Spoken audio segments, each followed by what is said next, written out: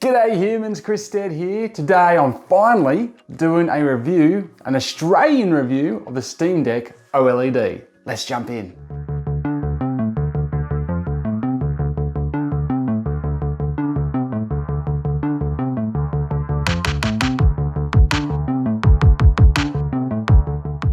Now I say finally doing a review because the Steam Deck actually came out almost 3 years ago, which you probably already know.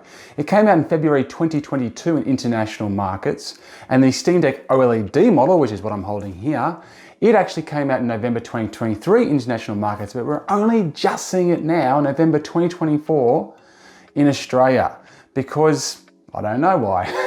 We just got it a bit late. Now, this is not usual for those of you, my international foreigner friends who are watching this.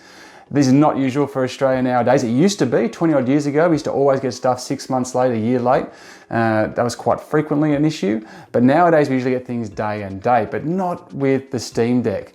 For some reason it's been delayed here. But the question is, has anything changed with the Steam Deck OLED?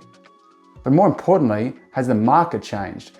Because I think while this device itself hasn't changed from what we saw in international markets, what has actually happened with the PC gaming handheld space has. Since this came out, Steam Deck, and kind of popularized the PC gaming phenomenon, the PC gaming handheld phenomenon, a lot of other players have come into the market, including some big names, namely the Asus ROG, and the Asus ROG Ally, so the Asus ROG Ally and the Asus ROG Ally X, and also the Lenovo Legion Go. There's others as well, but those are two of the bigger name rivals that have entered the space since Steam Deck first appeared and have made the competition a lot stiffer. So in this review, what we're really going to dive into is whether or not in 2024 in Australia, the Steam Deck OLED model is still relevant, whether it's still worth purchasing. And that's what we're going to get into in this review. So I'm going to start by talking about the price. So this model that I'm holding in my hands here is a 1 terabyte. This is the top of the range, 1 terabyte Steam Deck OLED. Now this costs in Australia a recommended retail price of 1,049 Australian clams. Now that is probably not going to go on sale, I would think, in any significant way anytime soon. Now, if you drop down to the 512 gigabyte variant of the OLED, it's going to cost you $899 here in Australia. And it's worth mentioning there's no actual difference between those two devices except for that storage capacity. So you're well within your rights to think about just getting the $899 512 gigabyte variant and using the micro SD card slot here to use an existing micro SD you have to get that extra storage space. So it's definitely a way you could save a little bit of money. Now, if you want to come in at the entry level, which is the Steam Deck LCD, you're looking at $649. So basically, it's as you go up between the three models, it's an extra $150, then another extra $150 as you step up. Now, as I will go into in a separate video that you should definitely check out if you're umming and ahhing about which one's right for you, I'm going to do a full detailed breakdown of the differences between the Steam Deck LCD and the Steam Deck OLED models, because there is more than just a screen difference between them, and it makes that $150 look like a wise investment if you ask me. So keep your eye out for that video. But what about the other players in the market? So the Lenovo Legion Go recommended retail price here in Australia is $14.99, and that's for the 512 gigabyte variant. So significantly more, less storage space. And the ROG Ally X is going for $15.99. The ROG Ally, which is the lower scale variant of the two ROG Allies, goes for $12.99. This is a recommended retail price. Now, surprisingly, Lenovo Legion Go and the ROG Ally base model have both been discounted to under $1,000 right at the same time as the launch of this. What a surprise. But the ROG Ally X, the 1 terabyte ROG Ally X, is still at that high end $15.99 price. Now, there's more to it than just storage space and things like that. Like, there's some significant differences between the products. And I have done a review of the ROG Ally and the Lenovo Legion Go on my channel that you can go check out if you want to get deep analysis on both those devices. But you know, there's a reason why the price is more. But still, that price point is pretty attractive for people who just want to get in and play some games, right? So what are you getting for your money with the Steam Deck OLED model in 2024? Well, you get an AMD APU Zen 2 2.5 GHz to 3.5 GHz CPU, which does about 448 gigaflops of power. The graphics card is an AMD APU 8 RDNA 1.6 GHz GPU. It does about 1.6 teraflops. 16 gigabytes of DDR5 RAM running at 6,400 megatransfers a second. 1 terabyte or 512 gigabyte hard drives as mentioned. They're both NVMe SSDs. We've got a 7.4 inch HDR OLED touchscreen. Now it's an HD display, but it's a 16:10 aspect ratio. So they actually call it 800p, but basically it's got that taller screen size and a bit more real estate than the classic 16:9. The OLED screen does offer a much better contrast ratio and 1000 nits peak brightness, which is a big step up from the old LCD model, and a 90 Hz refresh rate. There's a 50 watt-hour battery, and that can get you between 3 to 12 hours of battery life, depending on what you're playing. So the more intense the game, the more load you're putting on the various components, the more that battery life's going to go down. So if you're playing the latest and greatest game and you're really trying to push the graphics, then you're probably going to get closer to 3, let's say. But if you're just playing, something very, very basic, retro game, text-based stuff, you could get all the way up to 12 in theory. Port-wise, the USB-C 3.2 Gen 2, but it also doubles as a display port 1.4. And that can display out at 4K and at 120 frames a second. So if you connect this to a monitor that can cope with those kind of resolutions and that kind of refresh rate, you're going to actually get effectively a next-gen experience. It's got another port of note is the 3.5mm headphone jack. We've also got a micro SD card slot as well. Connectivity wise, Bluetooth 5.3 and Wi-Fi 6E enabled, so pretty good, pretty close to as good as you're going to get right nowadays. It's up to 5.4 and Wi-Fi 7, but Bluetooth 5.3, Wi-Fi 6E, good, and a step up from the LCD as well. It's 640 grams, and I'll go into weight in a second, but that's, for the size of it, that's really good. And it's 29.7 millimeters long, so it's about as long as a ruler. Like I said, keep an eye out for another video where I'm going to compare specifically all the differences between the LCD model and the OLED model I'm reviewing in this video. All right, so with all of that business out of the way, let's get down to my pros and cons. And at the end of this, I'll give you a bit of a conclusion, a verdict as well. But we're going to just make it nice and easy and deliver 5 pros and 5 cons about the 2024 Steam Deck OLED Australia release. Let's jump in. Number 1. I've really got to hand it to the battery life of this thing. When we talk about portable gaming, handheld gaming, battery life is a big deal. And across the market, these devices have struggled in the past. Like you'll notice this in some of the other reviews I've done on devices in this sector. Battery life can let you down. Now, as I mentioned, it's advertised here from being anywhere between 3, which would be really average, and 12, which would be quite excellent.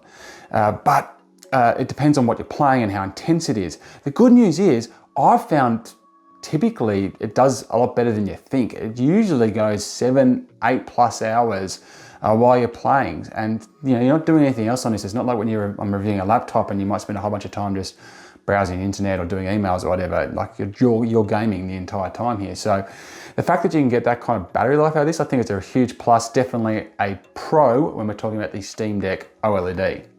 2, I think they've done a really good job with the design. I really like the way that this valve is put together, this Steam Deck OLED. It feels sturdy, it feels premium while still feeling quite light. Now, obviously the centerpiece is the OLED touchscreen, 1000 nits of brightness, its contrast ratio, deep blacks, vivid colors. The screen, it looks great and it's really good. It's really fun, enjoyable playing experience as a result. I've also found the touchscreen to be really responsive. So I'll go into this a little bit more when we talk about the UI, but yeah, I do find that the screen itself is really quick to the touch. Elsewhere with the design, as I mentioned, the weight is quite low. Now that's, when I say it's low, it's 630 grams, I think. But for something that's this big, that's actually it feels quite light. And I think it's because it's so well balanced. Like the balance is just really, really well done. So when you're having those long extended gaming sessions, if you're lying on your back like this, or if you're just kind of sitting down holding it like this, it doesn't get tight in your hands. And I think that's to do with the weight, the balance, but also the ergonomics as well. I want to call out the design with the cooling. So it has changed since the original LCD model.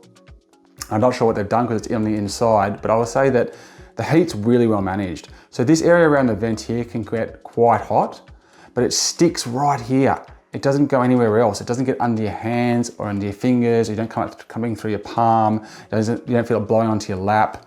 It's just really concentrated in this one area up here, and it's not massively hot, but it's just in this one area. And also, it doesn't really make much of a sound. Not much of a, it's not like there's you can hear fans just going hardcore in there. It's quite quiet, and you can never really hear it over the game audio anyway. Speaking of which, a few people commented on the audio not being so great on this. Look, it's the inbuilt speakers are never going to be great. It's not Dolby Atmos enabled, this thing. I thought the speakers were all right. Like they did an okay job without blowing me away. But the reality is it's got a 3.5mm jack. It's got Bluetooth support. It's pretty easy to hook up another audio solution if you want to. But ultimately, I thought the audio did okay. 3, one of the biggest pros on this is the UI. Now you might be thinking, well, isn't it also a bit of a con? And I'll go into that in a second, because obviously it doesn't use Windows. It's a Linux-based Steam OS operating system we're working here with here. But because, yes, there's downsides, which I'll go into in a second about not having Windows, but there's also positives, because Windows can get real cluttered. It can get really slow and sluggish, where I found it just turning this on, been straight into Steam, and just being able to just navigate through it so quickly with this responsive touchscreen. I found the UI really quite easy to get around. And look, I've never been a massive fan of Steam UI, to be honest, but in this form and this functionality, it's actually really usable. So I've got to hand it to the UI on this. Because it's so focused on what it's trying to do, it does it really well. Number 4. I want to hand it to the control layout. I think they're doing a pretty good job with this. So obviously there's a lot of options here. We've got D-pad, we've got the dual sticks, your classic 4 buttons. There's start buttons and pause buttons and home buttons and all this kind of stuff going on, but it's all pretty well spaced out. Nice big tangible volume buttons down here, but also you got triggers and bumpers and paddles as well underneath. But best of all, these touchpads. So that's kind of a unique feature. And what I've found is obviously it's good for versatility and accessibility, and it gives you a little bit more customization, as well as being useful for things outside of gaming, such as browsing. But what it does particularly well is it brings games which are like, I guess, your quintessential PC games, ones you would want to use with a keyboard and mouse, a bit more into the picture on a handheld, which is effectively a console designed like controller layout, because you've got this kind of mouse-like feel, and just, it's like, so strategy games, Sims, things like that, just brings them back into the picture. Now, obviously the games have to be enabled for those, and that kind of, I guess, adoption isn't as broad as I would have liked it to have been, but still, very cool additional feature. There is haptic feedback in here as well. That I don't think is all it could be, but otherwise, I think the controllers feel great and that they're responsive. And with the design, when it's linked in with the ergonomics of the actual device as well, I think they've done a really good job with the controls. 5, I want to bring up the price again. I know I went through the price before, but realistically, if you're trying to get into the PC gaming handheld space, then this is a device specifically made for that. It's not trying to be anything else, and it does a really good job at it. And it's coming in a fair bit cheaper than the other big name brands in the market. Now, yes, those big name brands do offer more in terms of performance, and what go into my reviews on those. There's a fair bit that they do a bit more than they do with the Steam Deck. But by the same token, if you just want to get in and play games, this is doing it at a much more cheaper price and still doing a really good job. So I think the price point that they've come in at, comparably to its main competitors, is definitely a positive. All right, so let's get on to the cons. Now, con number 1, I'm going to go back to the screen. And I know I just gave this a big thumbs up, But the fact of the matter is that because this has been delayed a year coming into Australia, there's some more modern fringe benefits we might be expecting at this period of time.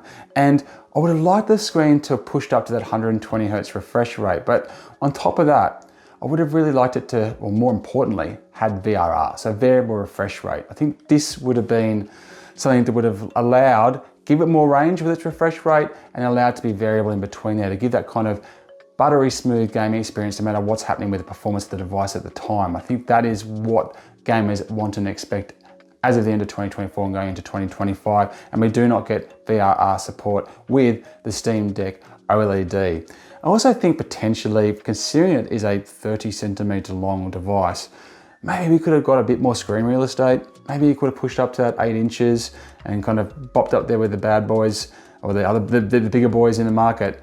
But you know, I can understand why they haven't reinvented the wheel just to get it to Australia. But in terms of a con, yes, there are bigger screens out there that can do a bit more. Even though this is still super solid, it could be better. Con number 2. Going back to the operating system here. Now, I know in a positive, I spoke about how having SteamOS and this bespoke UI made the user experience quick and zippy and fast and focused, and that's great. But the con of that is that you lose flexibility. So if the competitors in the space are using Windows and you get kind of just the experience that you would get if you were just using a Windows laptop or a Windows PC, but in a handheld configuration, that obviously gives a lot more flexibility. Now you can do things on through Steam, like you can still watch movies, you can still get access to certain apps, you can still browse the web and everything like that, but it's nowhere near as intuitive.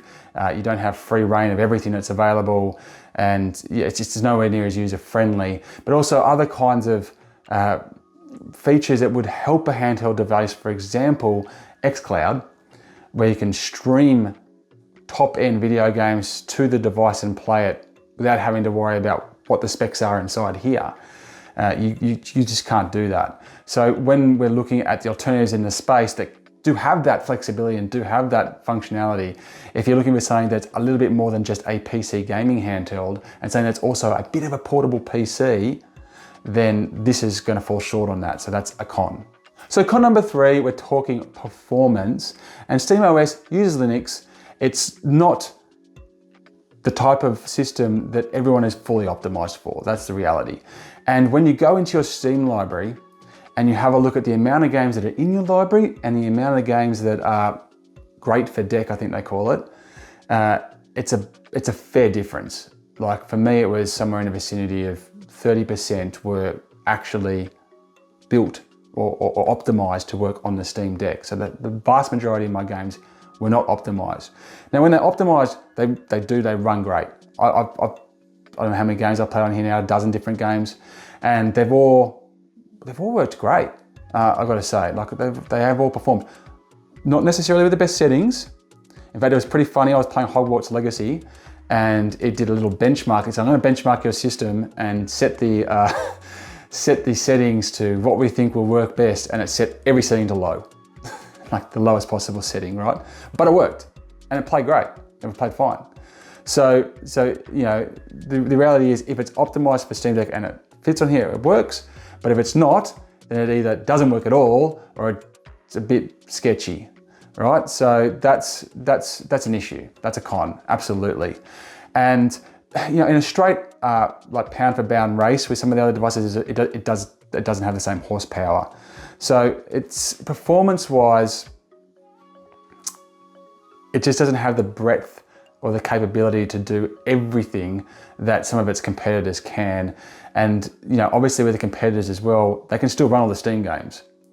So that's a con. Number 4 with the cons is loading times. Now I'm bringing this up because I really didn't expect it to be that big of an issue. They're running on NVMe SSDs here, but they mustn't be that great, because loading into the operating system just takes a fair few heartbeats longer than I would have liked. Like it's a bit of a, okay. Whew, okay, you know, you're hanging out for it. And then I've also noticed going in and out of games as well, it doesn't quite have the zip that you might expect from something that's running off the latest and greatest of hard drives. So yeah, loading times, like it's not horrific. It's not like Sony PSP or anything like that, but it's definitely not something that feels like it's been fully optimized well. And I did find it getting a little bit frustrating at times, especially when you add on all the little third-party things that come in when, you know, you try to log into a Codemasters game and you have to sign up for EA. I tried to load it into Lego Horizons and it wanted me to then go log into a Sony account. I had to go through some ridiculous terms and conditions on EA for something. So like, yeah, so once you add in all those as well, sometimes just going from a point of turning on the power button, getting to the game and actually playing takes longer than I think that it should. And my final con, number 5, is to do with the size of it. Now, it's pretty big and there's pros and there's cons. Obviously, it's for a big bloke like me, it's got heaps of space in my hands. It's getting, you know, a decent sized screen out of the middle of it and everything like that. But it's a handheld and it's supposed to be portable. And that thing is going to struggle to be portable. Now, it does come with a case, which is here. It's actually a really good case. And it's even got a special space here for the charging cable, which I also have here, which is also, you know, not too chubby for what they can get like, to go into this case, but that's not fitting into your backpack as nicely as a tablet or a laptop. And so that's a bit of a con. I don't know what they can do about it because, you know, it's the nature of the beast to a certain extent.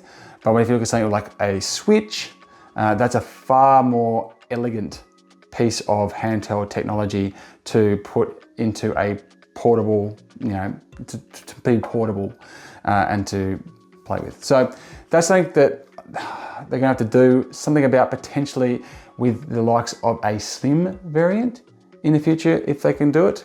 But yeah, it's a bit of a con for me just how bulky it is. Even though it's not heavy, it's big, it's bulky, and it's hard to move around as a result.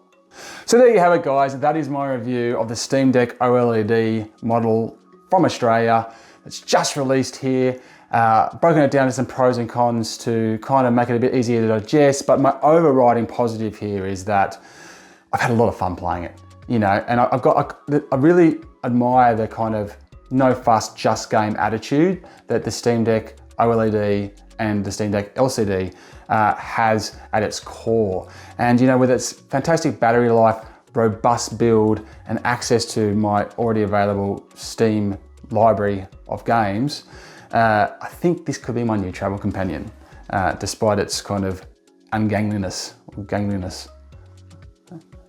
Anyway, that's my review of the Steam Deck OLED PC gaming handheld from Valve. Thank you very much for watching.